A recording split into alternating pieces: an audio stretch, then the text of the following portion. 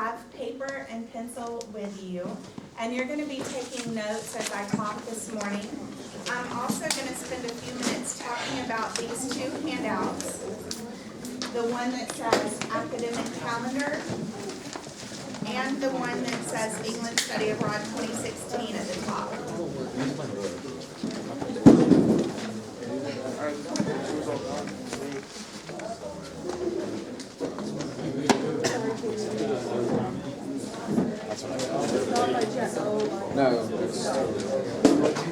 As quickly as you can get ready, I am ready to go. So, are we writing down almost everything you say, or are you going to tell us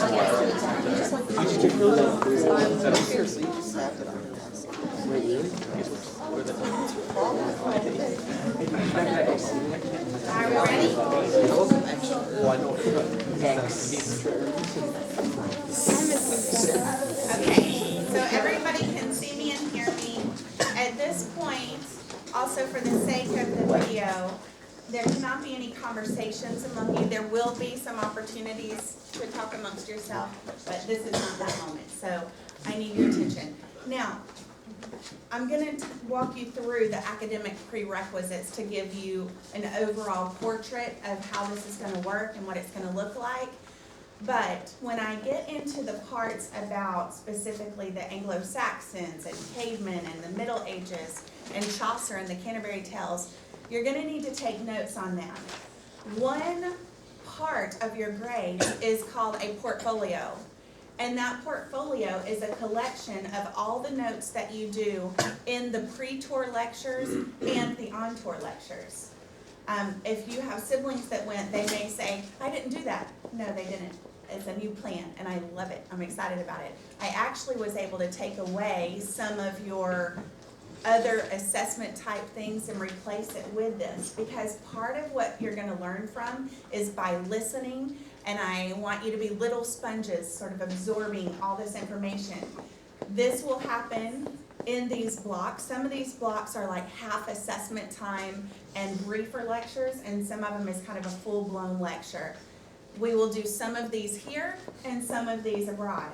Like Mr. Shelton is probably going to tell you about Charles Dickens while we're in England, that morning in London, on the way to his house, okay? And it's going to be really cool. And then when we get to Tintern Abbey, I would like to share with you a poem by William Wordsworth that he composed right there around Tintern Abbey. And so there will be some times that that's happening abroad. But then other times it's better for you to be in a contained environment without the distractions of all of that. So Mr. Zeffo is going to come in and he's going to teach you about C.S. Lewis. And we have a lot of really great things on the menu.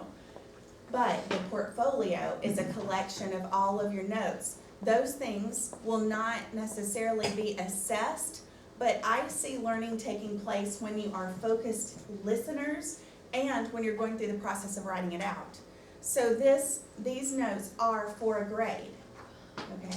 So it's very important that when I cue you that this is important, write it down, that you do that, because I'll be checking those toward the end of the tour. I'm going to collect. What I'd like you to have is one of those skinny little 3-prong pocket portfolios, and just keep all your notes in there, keep some blank paper in there to add to it.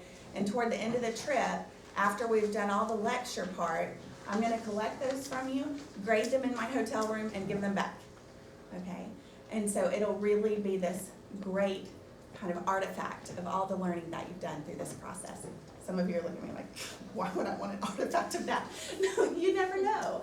I still have notes that I have from some of my college professors that just is really interesting to go back and look at the way your views change over the years. Let's first look at the academic calendar.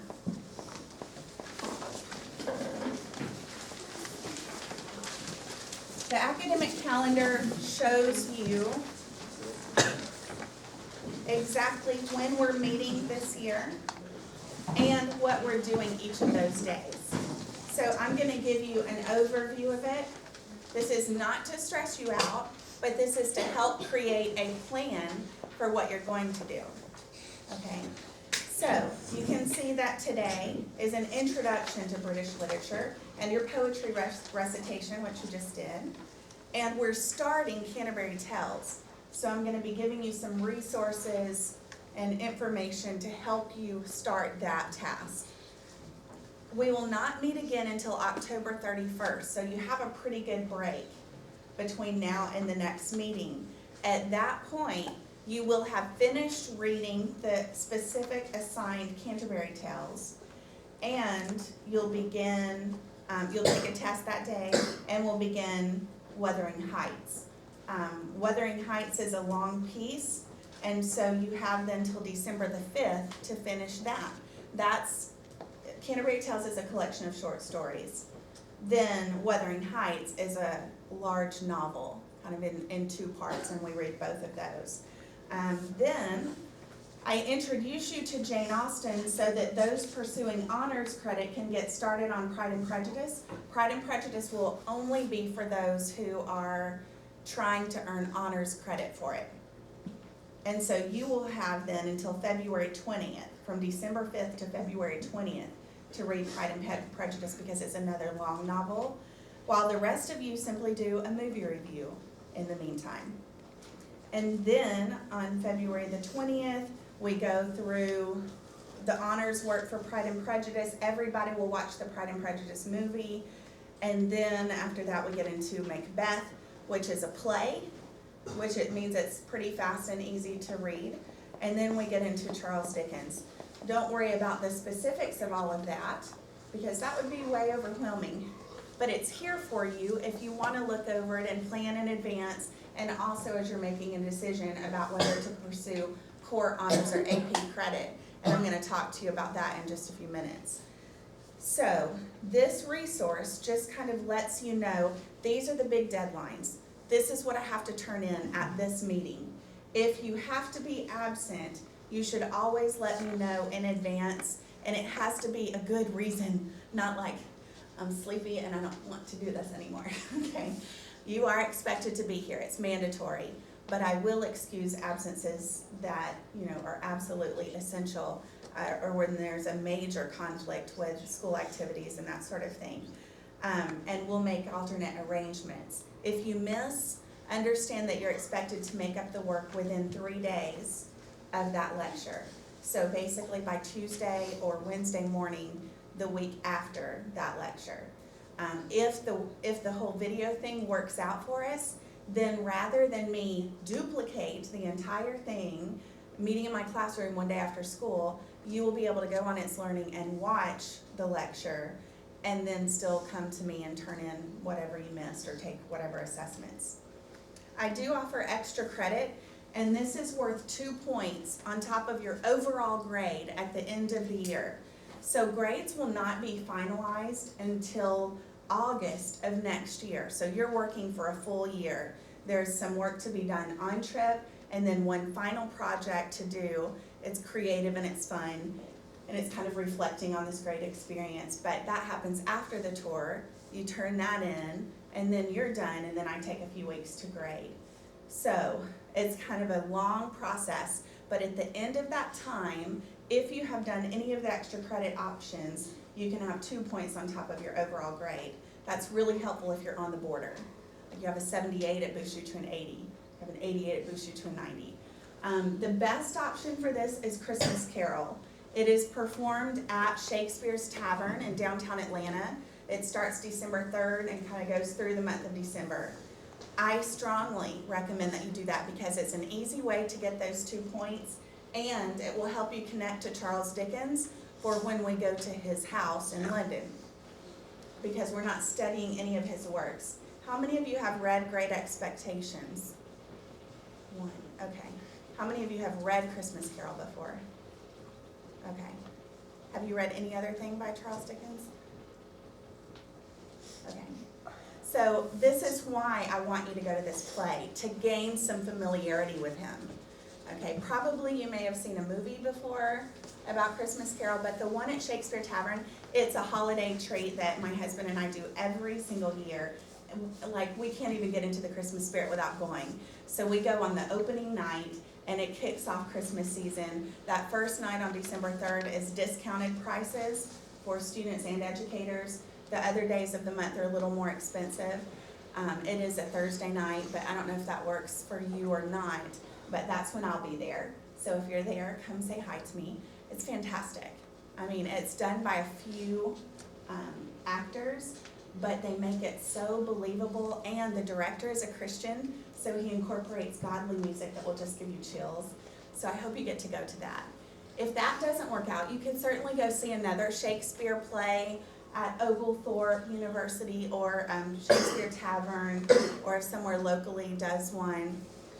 You could also choose to go to the Georgia Renaissance Festival, or maybe Medieval Times, or maybe you take fencing lessons. There's often Groupons for taking fencing lessons locally. So you have some options to really kind of invest in the culture of England and earn some extra credit that way. You only need to do one extra credit. You only need to do one extra credit the whole year, because I will not give you more than 2 points. So if you do one thing, you've already earned those 2 points. But feel free to do all that, but just know you'll just turn in one for extra credit. Any questions about that? Okay, let's look at the back page of that. I'm going to quickly go through this list. These are the requirements. This is what you have to do to participate and be successful. If this looks familiar to you, it was in your original application packet. You were asked to sign it, and your parents signed it and returned it. I have to follow up with a few of you who did not ever turn that in because you enrolled with EF Tours, and it was a separate step to bring that paper to me. But I want to go through it so that we have a very clear understanding of what's expected. If you are on academic probation at the end of this semester with your other classes, then you are in risk of being forced to cancel your participation. Here's why. If you're struggling to pass your regular classes, we do not need to burden you with this additional work for England. And it may be a better choice for you to do your normal classes this year and take a year of senior English your senior year and not worry about this. True, you would not get to go on the trip and have this experience, but if you're risking failing out of your classes, we have to put that as a greater priority than this trip. I don't want to do that, and actually I've never had to do that before, but I just want you to really take to heart that you still need to be doing really well in your other classes, and then pace yourself and prioritize this as well. But if you cannot balance the two, then we need to work out another scenario for you. Everybody should be a sophomore or a junior this year. And so then you will go to England next summer and come back to be either a junior or a senior. If you are going into your junior year, you will be taking American literature next year. So you will still need to do the summer reading for that course. However, whether you're going into your senior year this coming summer or the next summer, whatever summer is right before your senior year, you will be exempt from summer reading, because you're essentially doing that during the course of this year. So the payoff may be immediate for some of you. How many of you will be seniors next year? Okay, your payoff comes soon. The rest of you, you have this, and then you come back and you have to get your summer reading done for American Lit, but the next summer you've got it made in the shade. Look at the third bullet point. If strong disciplinary action is required, we're talking suspensions, obviously expulsions, other things like that, you too are at hazard of missing out on the trip. I will tell you that has happened. We have had 2 students in the past that got in a lot of trouble the year before we went on the trip, and they were not allowed to go on the trip. So be good. Keep your academics strong so that you get to go with us. You will sign a community covenant that looks a whole lot like the one you signed for this school, but you sign it before we leave. understanding that those same parameters are true for you as well going on this trip. If there's any violation of those, there's the risk of us sending you home on a flight by yourself at your parents' expense.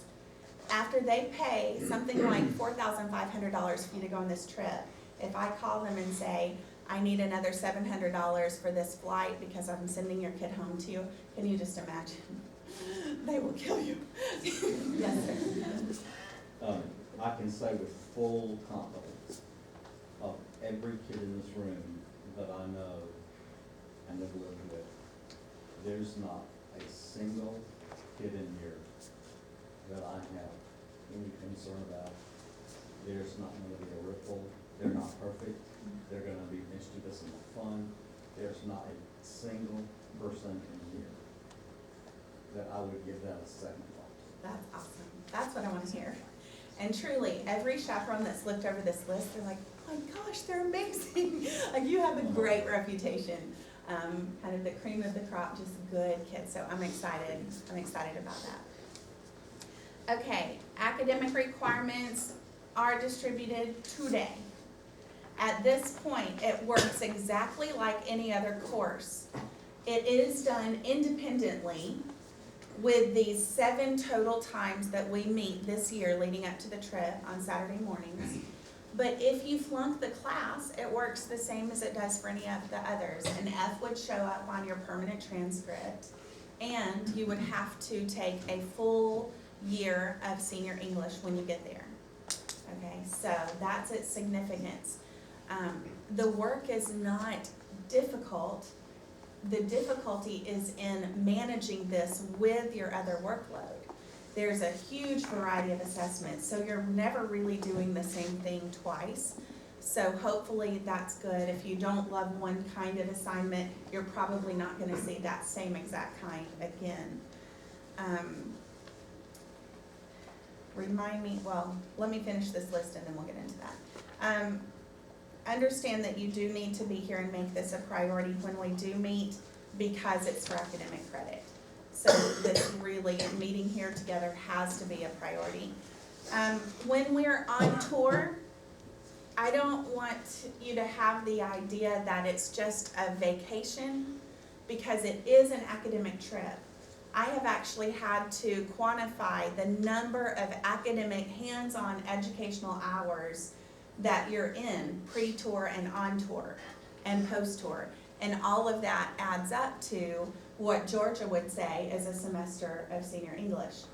For that reason, when we're on tour, sometimes there's a bus lecture.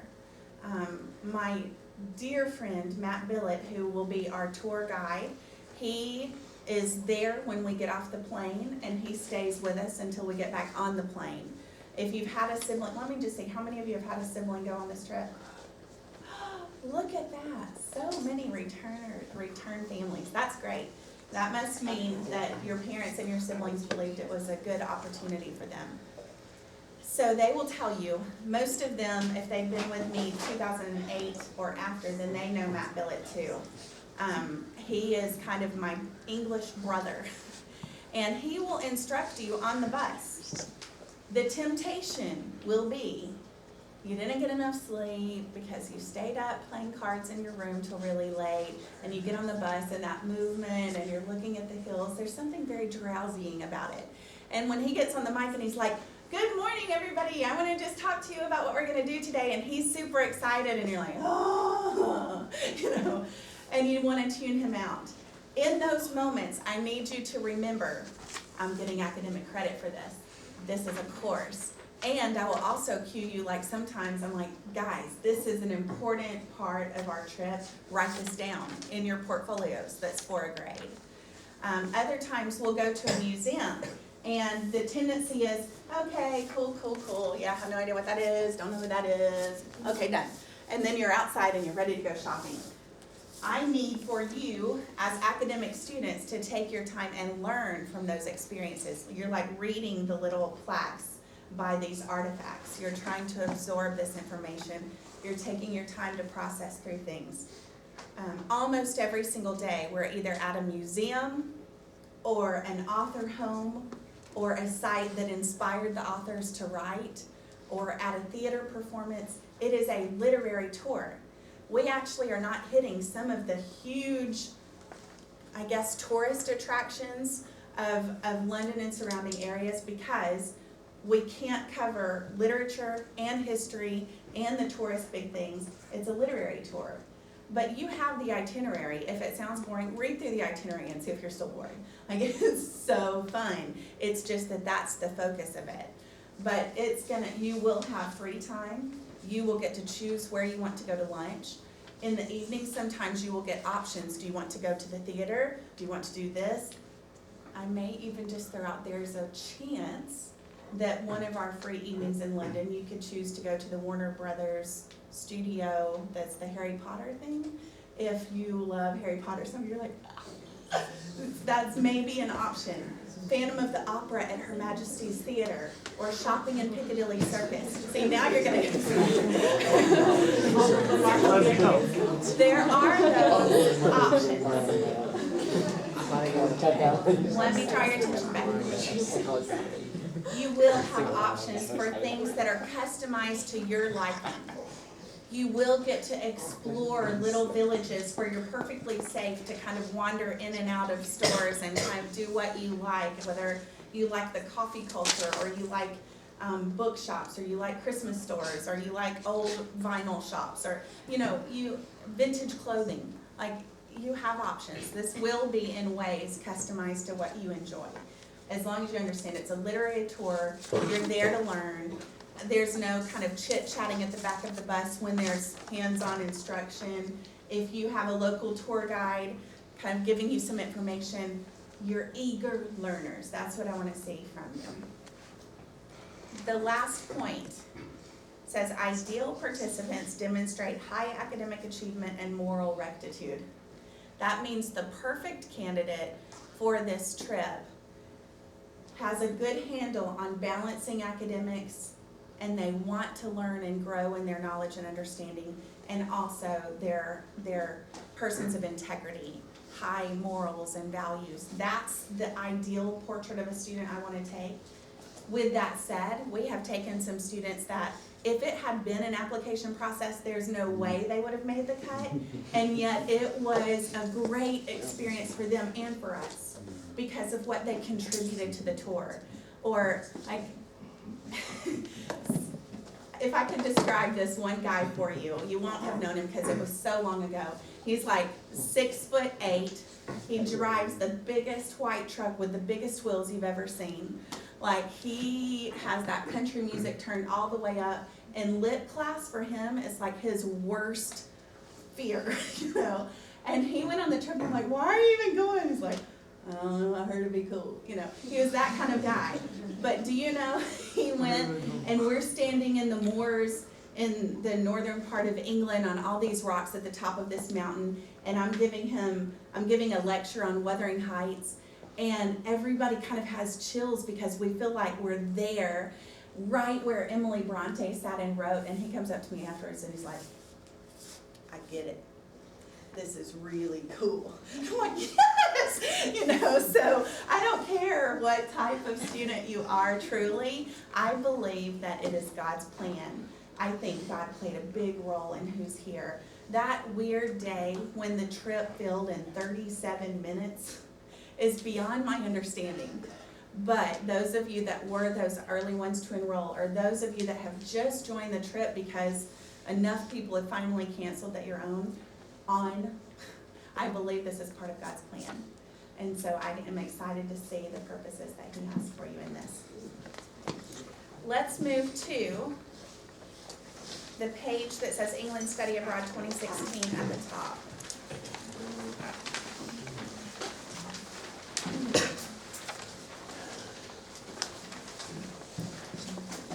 At the top shows you an overview of what the global classroom is about, which just means you're studying outside of the classroom. You're going across the globe to study.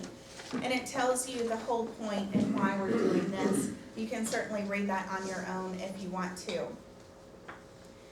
A part of it talks about what kind of credits you can earn for this. So I'd like to take just a minute to explain it. And I need you to be good listeners because your parents don't understand this process. And so this is an opportunity for you to understand it and relay it to them as you make a decision on what's best for you. The way senior English is designed, it's 2 semesters worth. Together, they equal that whole English credit that you need for graduation. What this course does, it allows you to earn half of that, half of the year, which is spring semester, before you ever get there. So that you would take fall semester with me your senior year, and at Christmas, when you finish that last exam, you're done with English. So spring semester, you don't take that.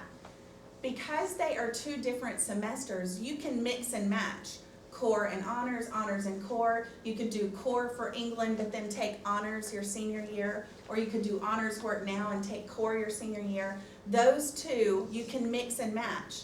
You aren't committing to, I'm taking core now and I'm taking core my senior year. You don't have to commit to that now. You wouldn't commit to that until you register for your senior class. But what I do need you to commit to soon is what you're going to do for the England work. Those that should choose core England work are the ones who you already are struggling to balance your normal coursework. Then the core work for this is fairly minimal. It's not going to be too much for you to handle.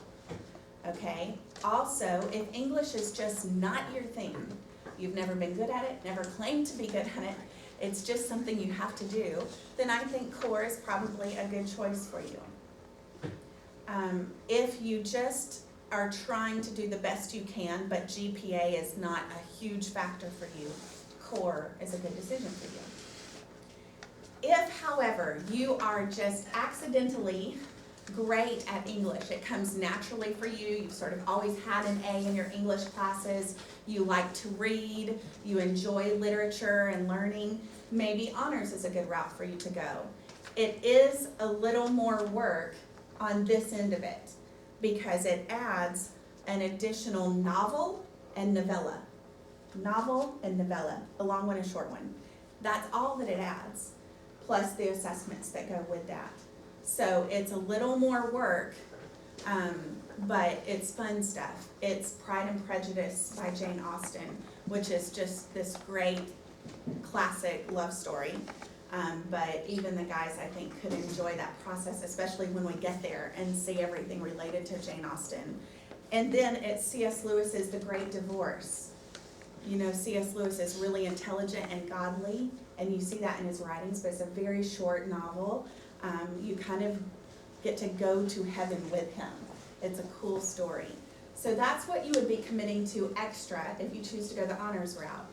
And of course, if you are trying to achieve a really high GPA, or maybe you're in the runnings for salutatorian or valedictorian, I strongly encourage you to take this for the honors credit.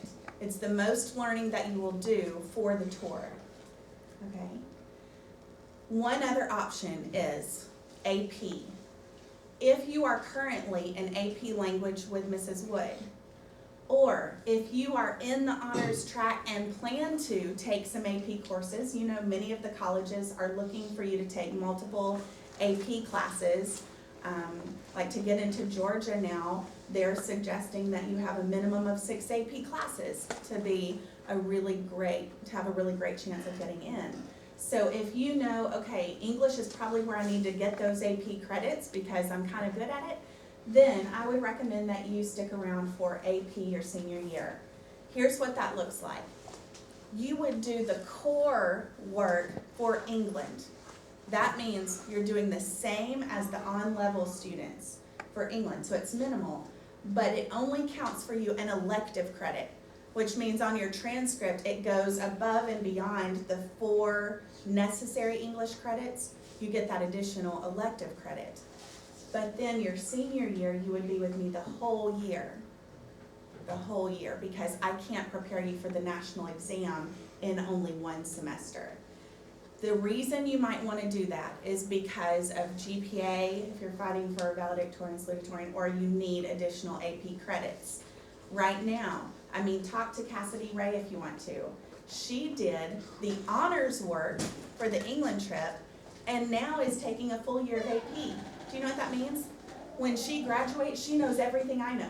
You know, that's maximum learning, is to, you know, she could have even taken the core level for the elective. She chose the honors, so she has a full extra semester of English work. So if you're highly driven, honors for the England work and a full year of AP, then we share the same brain at the end. That's probably scary too.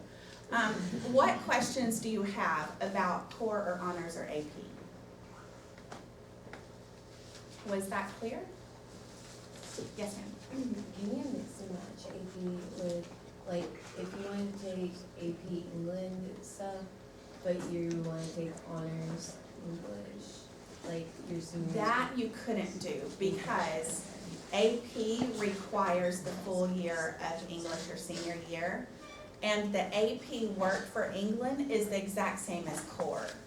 So you have to have 2 full semesters. So your choice is either core or honors now and core or honors your senior year, or an elective credit now and a full year of AP. Does that make sense? If you don't know where you belong and that's very confusing to you, come see me. Just schedule an appointment with me. I have some free blocks or before school, lunchtime, after school. I'm available to meet with you one-on-one. You could even set up a meeting with you and your parent and me, or maybe even the guidance counselor, and really look at your transcript and figure out what's the best scenario for you. But some of you probably already have an idea based on the suggestions I just gave you. Yes, sir. If we were interested in doing the AP, would you want us to decide that now or later? Well, you have some flexibility with that, but it would look like core work, a semester of core, or it would look like an AP elective. What you couldn't do is decide later to do honors, because honors has some work coming up pretty soon. Okay. So by then, you would have had to decide. So I would like a decision from you by October 31st at our next meeting, so that I can establish our courses on Net Classroom, so that I can enter grades and you can see your grades. So by October 31st, if you can either make a decision or meet with me and us make the decision together, then that would be great. Questions about that? Like, would you hit pause on that for me? Yes, ma'am. What we're gonna do now is take a 5-minute break before we